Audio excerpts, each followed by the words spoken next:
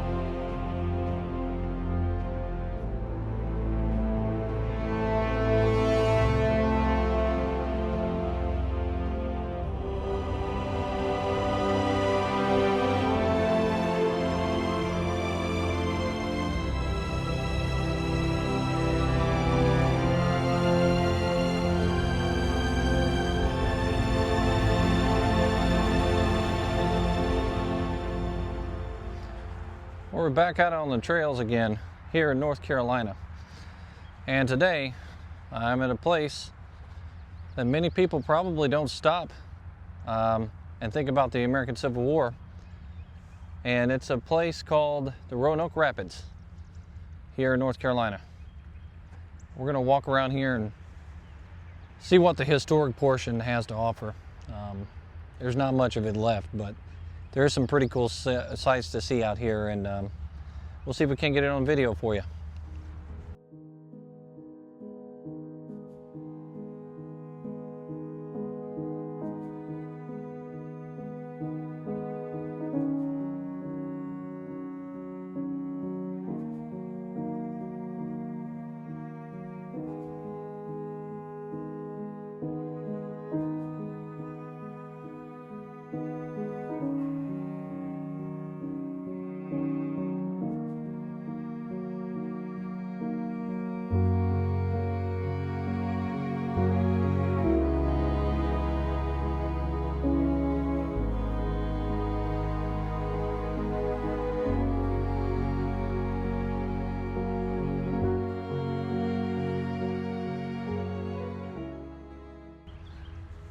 The canal that was created out here was created a long time ago, and its original purpose was transporting people and goods, but it wasn't to support or supply an army originally. Eventually, it became one of the most important contributors from the state of North Carolina to the Confederate Army up north in Virginia mostly. That army in Northern Virginia depended on this place, and the structure that's here right behind me is some of the last remaining portions of that canal. They would have what they call bateaux, a French word for boats, channeling this or going down this channel, and those boats were about 60 feet long usually, and they were usually with boat men, or guys that were basically pushing the boat along. They were usually carried along by enslaved people. Sometimes freed men would be on it, but rarely. It was usually enslaved men that were moving these boats up and down the water. And the cargo that was on board could weigh a lot. They could put a ton of cargo on these boats and move them up and down rapidly and virtually go undetected.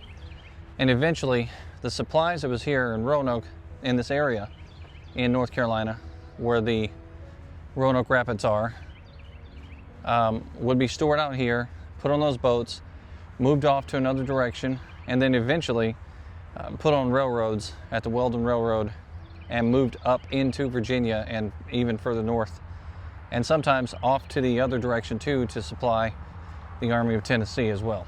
So this was a pretty important area for the Confederate Army, and it was one of the only places that was not destroyed at the end of the Civil War by the Union Army when it came to supply lines for the Confederate Army. It ran the entire time until the war was over.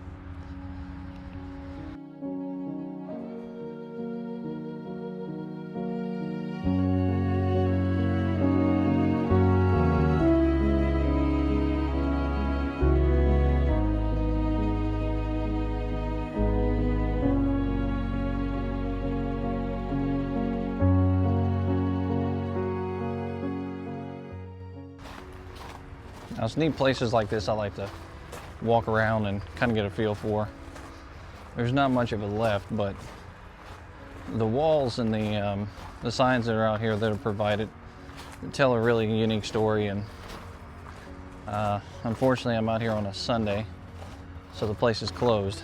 But if you ever have the chance to get up into North Carolina and come check this place out, I highly recommend it. This is some of the history that people really don't think about very much when it comes to the American Civil War. I mean, this line right here, had it not been for a canal like this in the state of North Carolina, and water running up and down and people passing back and forth with these long boats filled with supplies going to and from, had it not been for that, the majority of the men that did have shoes eventually wouldn't have shoes.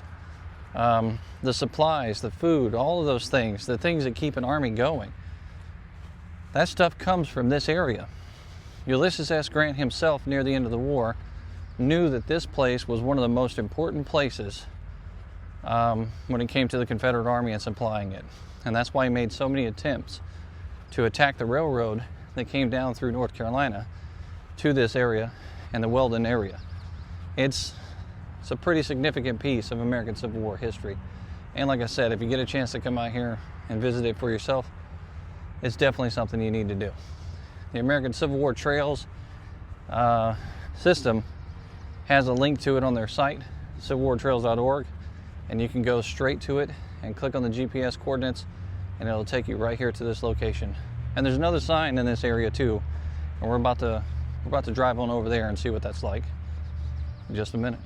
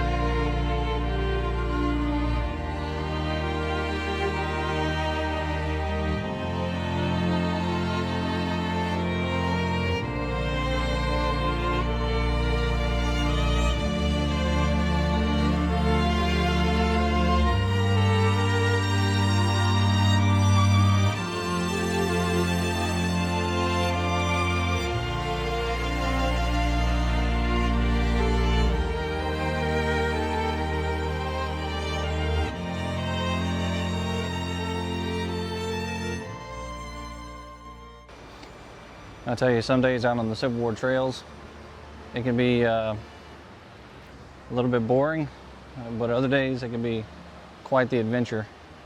Getting to climb out on rocks and checking out bridges and rapids going down a river here in Weldon and Roanoke Rapids area. Pretty cool thing to check out.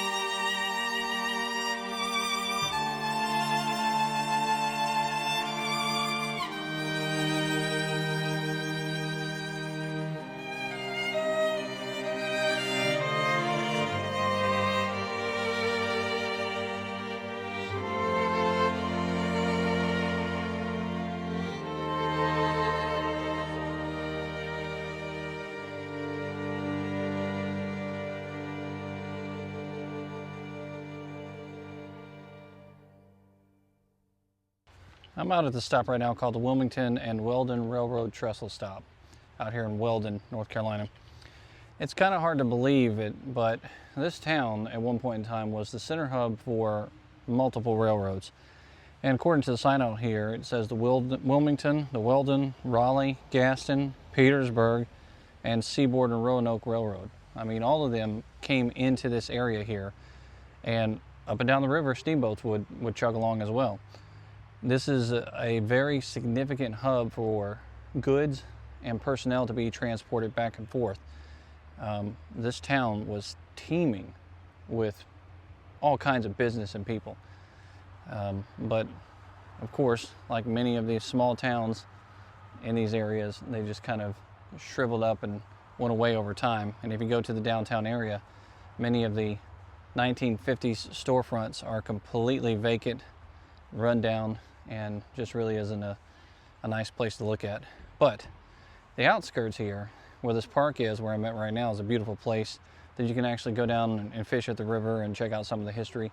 And just behind me here, for the more adventurous types, is a distillery. We're gonna go over there and check out what that building looks like, because it looks pretty old.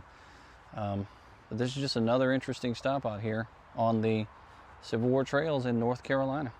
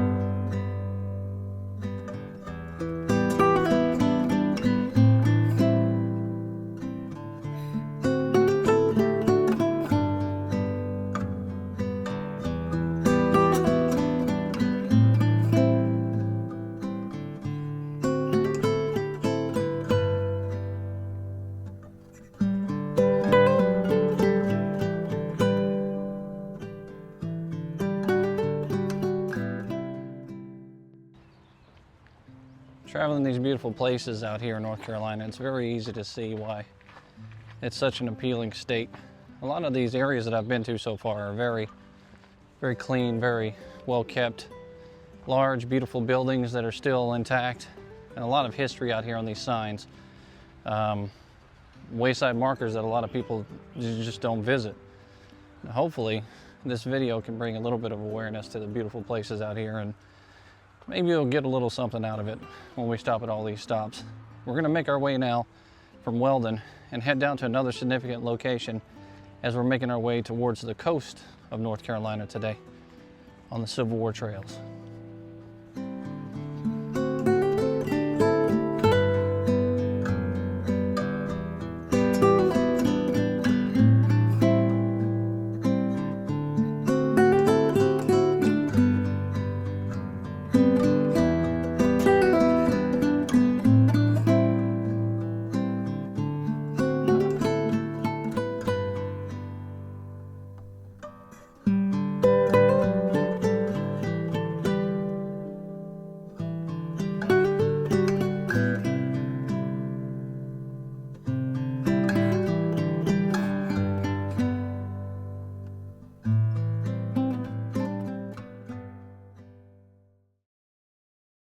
On July 26th, federal ships arrived off Winton and disembarked troops from Massachusetts, New York, New Jersey, and Rhode Island.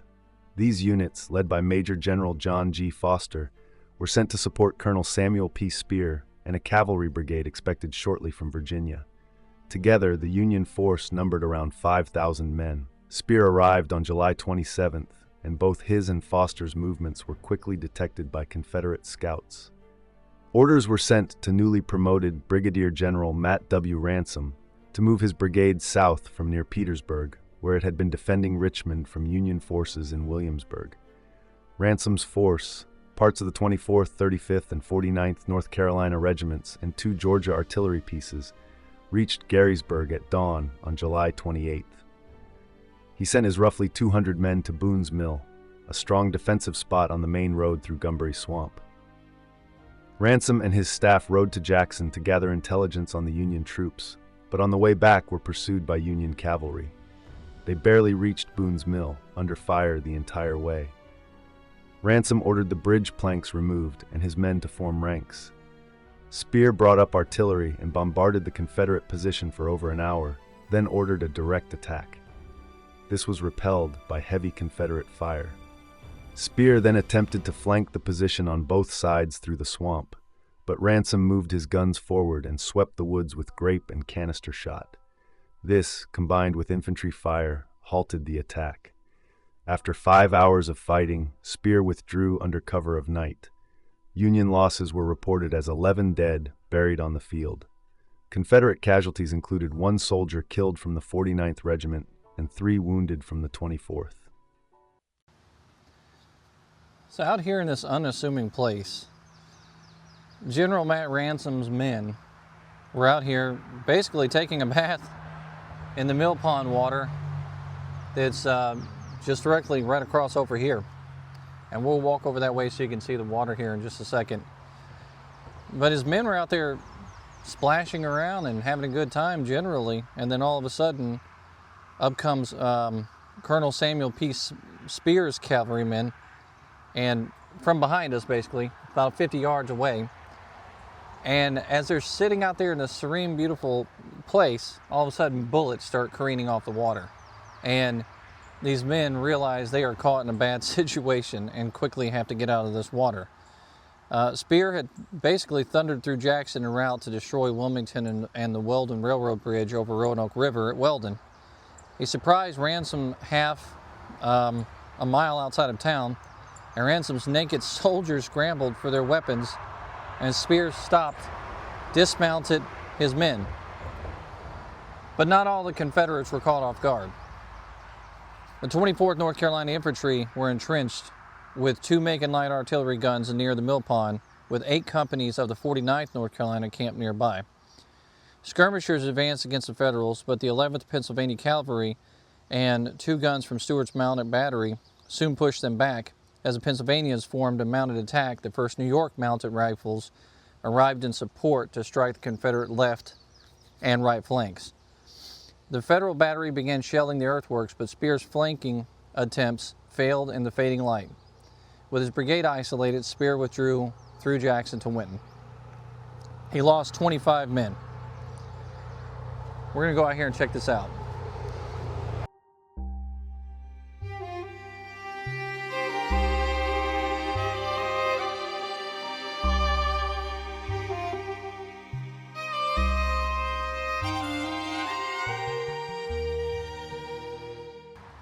Now, can you imagine that? You're a soldier and you're trying to get some respite. You're out here at this mill pond, taking a bath, cleaning yourself up, probably first time in some time that you're able to do that. And all of a sudden, an entire grip of Union soldiers come out here and they're shooting at you. It's nerve-wracking to say the least. Now, if you've never been to a pond out in North Carolina, this is what they look like. I can't put into words really the visual in person, but North Carolina ponds are very black, very dark looking. You can't see anything underneath this water. And as you're standing by the banks here, you're kind of worried about what might be coming up out of it. I mean, snakes and all kinds of stuff lurk around here. But in this dark, ugly water with all this mud that's underneath here, these soldiers are out here washing their bodies off, trying to clean themselves up, and careening off the water are those 50 caliber bullets, and in some cases a little bit less than that, 40, 48 caliber, but they're firing and hitting this water, and these men are out here butt naked trying to get a bath, and all of a sudden they're having to scramble out of the water, get to their earthworks, and get prepared to fight because they don't know what's coming up. Spear's men's pretty much isolated out here. They're out on their own. So they can fight for a while, but not for very long before they're at risk of basically being outflanked on both sides and then taken captive. So Spears has to head on back in that direction towards where his lines are. And that kind of ends it. But think about the timing of everything that happened out here. We're talking July 1863. And it's shortly after, just a couple of weeks after, Robert E. Lee loses probably one of the biggest opportunities that the South ever had, the Battle of Gettysburg. Sorry about the noise here. There's a lot of traffic that goes up and down this roadway. But it's pretty amazing if you think about it. All these men are down here in North Carolina fighting. And all these men are up in Gettysburg fighting at the same time. But if you read the history books, it almost makes it seem like Gettysburg happens and nothing else in the whole world's happening. But Vicksburg's lost at the same time, that Gettysburg is a loss. And then you have small skirmishes and fights like this one here in North Carolina that takes place right around the same time, at least within the same month. It's a pretty amazing thing to think about.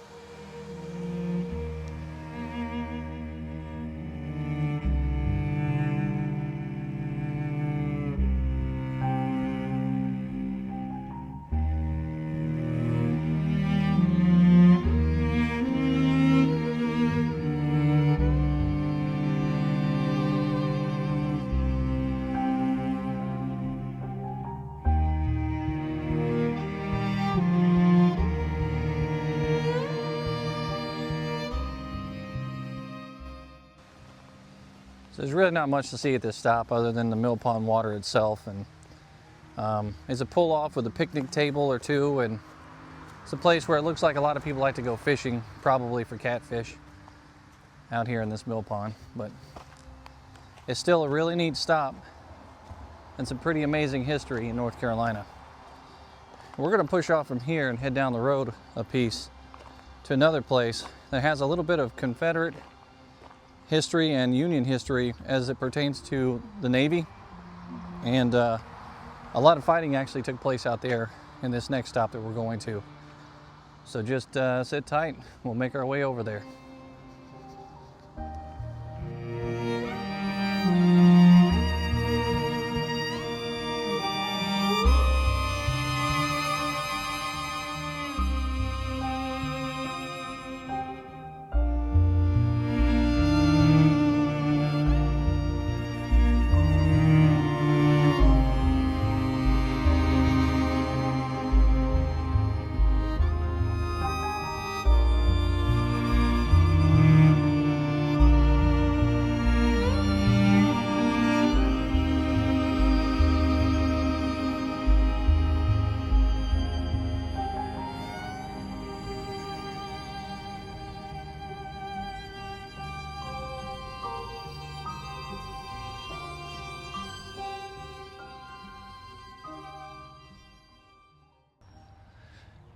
if you'd been standing here going in the general direction I'm going right now, on February 19th of 1862, you'd be watching a Union gunboat approach the Winton dock. And then you'd have been stunned because there'd been cannon fire and musket erupting from the heights behind or directly in front there. And Commander Stephen Rowan's 8-gunboat flotilla had steamed up the Chowan River toward Winton, carrying part of the 4th Rhode Island Infantry and 9th New York Infantry under Colonel Rush Hawkins aboard the USS Delaware. Hawkins saw the glint of muskets on the hill and shouted orders to the gunboat pilots to pull away. Confederate Lieutenant Colonel William T. Williams had concealed 400 infantrymen and Captain J.N. Nichols' 4-gun battery on the bluff to blast the vessels with artillery and small firearms. Instead, the cannons overshot and the bullets riddled Delaware.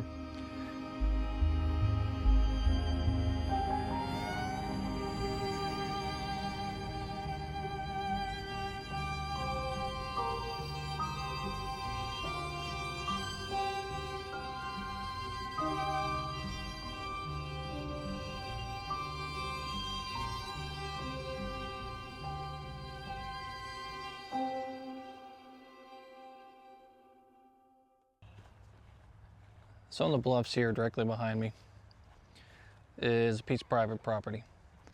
And the town goes directly off just above that hill there. And Confederate soldiers were stationed all throughout that area, and they were watching the water course that was directly in front of me here. When they saw a flotilla coming down the river, well, they ambushed the flotilla and they started firing at them with the cannons that they had and the muskets that they had, the small firearms. And they were kind of overshooting the area. Well, the flotilla backs off after a while, moves on down the river to another location, and waits until later on. The Confederates that are up here realize that the situation's probably not tenable, so they and the townspeople move out of the town of Winton. The flotilla comes back. This time, they have infantrymen on board, and they're ready to attack. So, they start to bombard the town. They realize the town is empty. The 4th Rhode Island, I believe it is, was with them, and they board the land here, come into the town of Winton, and they take barrels of tar and pour it all throughout the town on the buildings and set every single building here on fire, except for 2 buildings which belong to Union sympathizers, and essentially burn the houses, the courthouse, all the town's records, anything of any value, and pretty much destroy the entire town of Winton here in North Carolina. One of the many cases of civilians losing just about everything to this war when the Union soldiers come aboard and are ordered to essentially destroy an entire town, simply because the soldiers that were in town had done what they were probably going to do anyhow, which is attack these gunboats as they come down the river.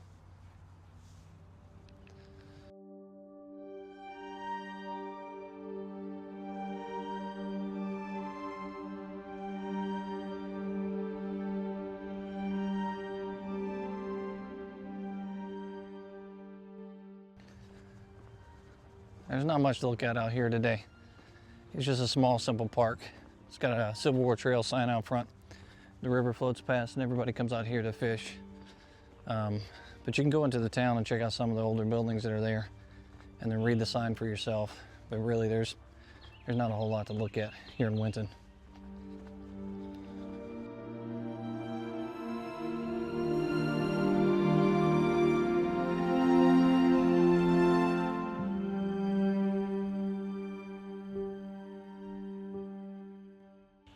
It's time to push off from here and head over to the next town and see what we can see here in North Carolina.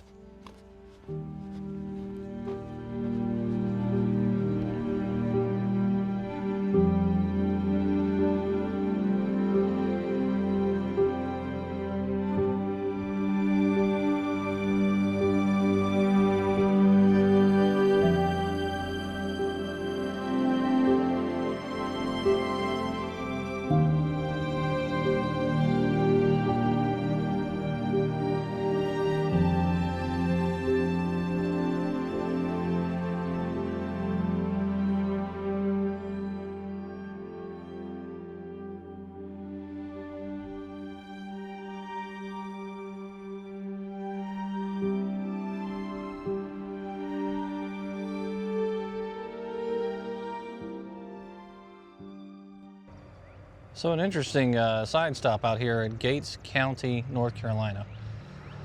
I'm on my way to another Civil War trail stop, and I see a Confederate monument that was dedicated in 1915 that's right across from the Gates County Courthouse, that courthouse is directly behind me here, and then the monument's right there in front of me. And I thought it was just another, simple monument placed here, honoring Confederate dead, so on and so forth, and all that.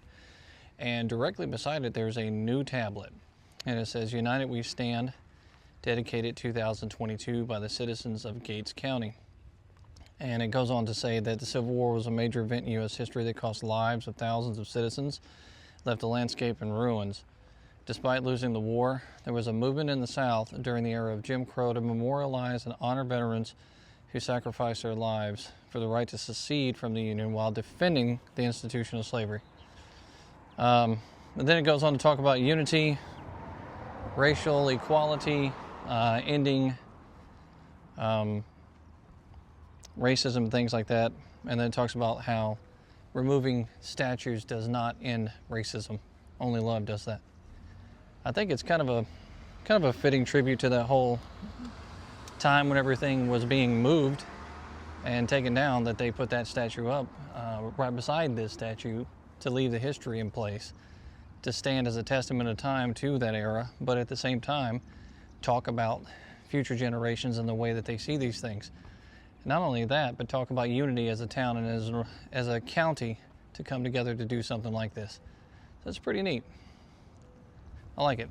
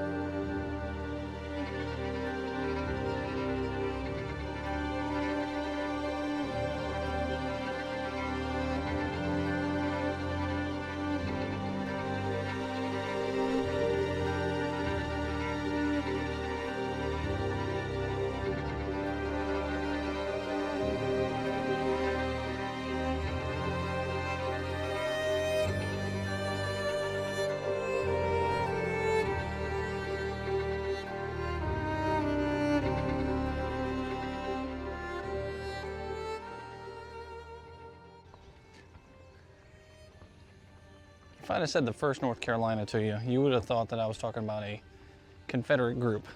But at this stop here, the sign talks about a group called the 1st North Carolina that was not Confederate. They were Confederate runaways. They were also former enslaved people and some Unionists from the local area. They called themselves the Buffaloes. Now, generally, their reputation was essentially attacking the villages, the towns around this area here, and plundering and robbing and burning just about anything that they could get their hands on. They kept the guerrillas at bay, essentially. They had deserted the Confederate Army, a lot of them did, but it was a very intermingled group of soldiers, if you will. And they had a very bad reputation with the Federals, because the Federals did not see them as soldiers. They saw them as plunderers and thieves. No doubt many of the locals out here in this area did too. The Buffaloes would carry that reputation the entire time that they were out here. There was a fort that's out here at this location too, although I don't think anything is left of it, but the fort housed a lot of them as well. And the Chowan River, which is the tributary that's behind me here, became the main channel, if you will, for the boats that went up and down in between Roanoke and the areas just past there once Burnside ends up capturing Roanoke early in the war.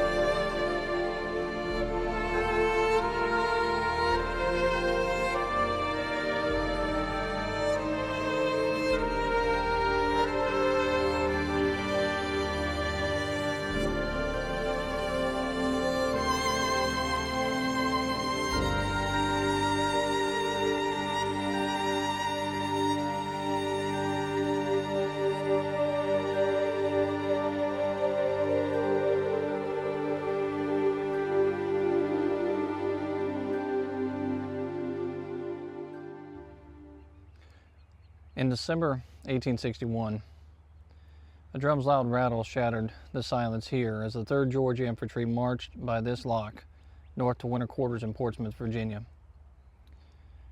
Lieutenant William Turner wrote, "The regiment took up its line of march to South Mills, at which village we spent Saturday night, December 14th. Next morning, took the turnpike along Dismal Swamp Canal, our baggage transport being in the canal. Tarried Sunday night at the village of Deep Creek. Monday, we marched into Portsmouth."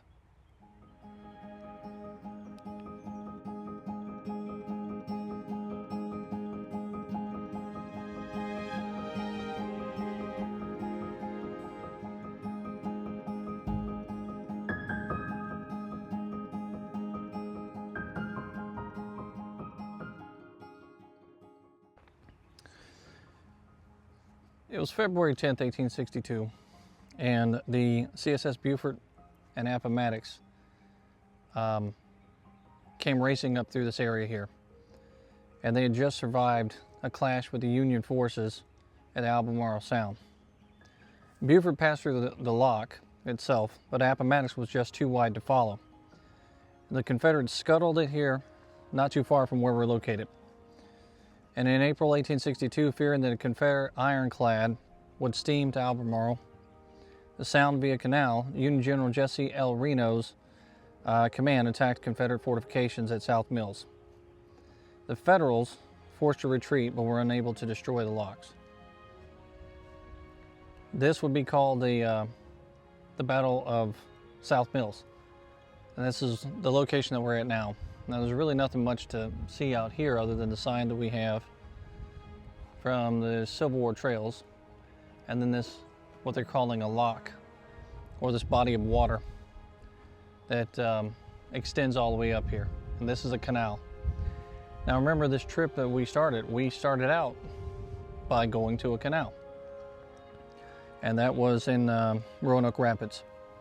If you can imagine that broken up piece of brick and cinder blocks and things that we saw over there, some of it original, some of it put there much later. This is similar to what it would have looked like. It would have been a little bit wider, but the canal would have channeled water all the way down, nice and deep for the boats to get up and down and transport goods from one place to another. It's kind of neat to be able to end the trip here and see what it would have looked like out here on the Civil War trails.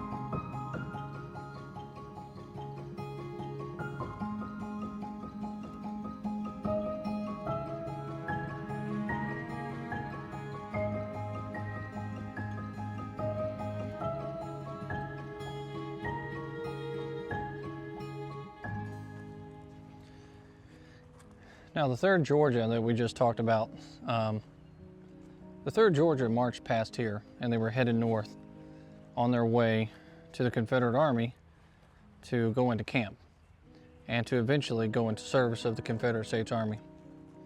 The reason why that's even significant out here is when that unit passed by here, they would have no way of knowing that the drummer boy carrying the drums, the drum that it had, would eventually be carried all the way through the war. That drum would survive the war and end up in Appomattox. There's a picture here on the sign of the drum for the 3rd Georgia, and what was left of 3rd Georgia would also be surrendering at Appomattox. If you think about the context of how long that war was, across 5 Aprils is the way it used to be said, 4 solid years of warfare. That unit passes by here at the very beginnings of what would turn out to be one of the bloodiest conflicts in our nation's history. And eventually that unit would surrender at Appomattox in 1865, connecting this lock and this area to the end of that war 160 years ago in April of 1865. I don't think I can think of a better way to end this video than to punctuate it with that kind of information there. To me, that's really neat. That's something else. But there were a lot of things that happened like that during the American Civil War that connect the beginning to the end, or connects one person to another. Now, the shipwreck that was out here, they actually found a spoon on that shipwreck, and they were able to tie it to one of the sailors that were on one of the Confederate ships out here.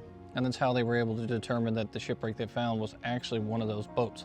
So that's pretty neat. And on the sign out here, there is a picture of what was remaining of that spoon. So if you go out to your Civil War trails signs, like we're doing on these trips, and you come check these places out, the type of history that you're going to learn is pretty significant. And not to mention, you're going to get to see more than just a canal of water or a couple of places here or there. You're going to get the opportunity to check out these small towns as you're passing by. And you might see something that catches your eye and makes you want to stop. Like we did at that courthouse to see what the extra tablet was out there. You just got to get out there and see it.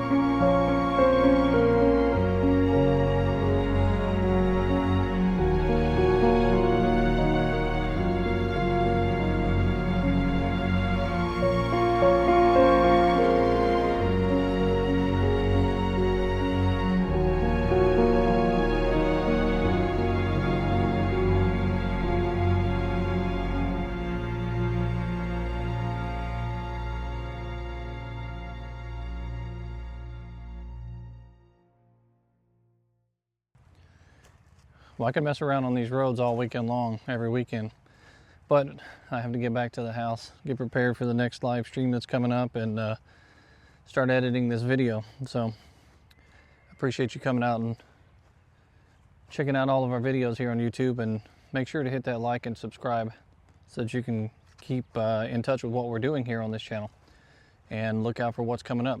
Here pretty soon we're going to have a complete video on Manassas, the first Manassas. Back during the winter we did a video up there, and I am just now getting around to editing it. And then we're also going to try to hit some more of the events that happened in 1865 right after the close of the war. And we will be headed up to Gettysburg in May 8th through the 11th for the Gettysburg Film Festival that's happening up there. We will definitely be running around with our cameras and trying to capture the events as they happen and unfold. If you're not able to make it up there, then tune in and watch the videos as they come out. Otherwise, maybe we'll see you out there. Until next time, this is History with Waffles.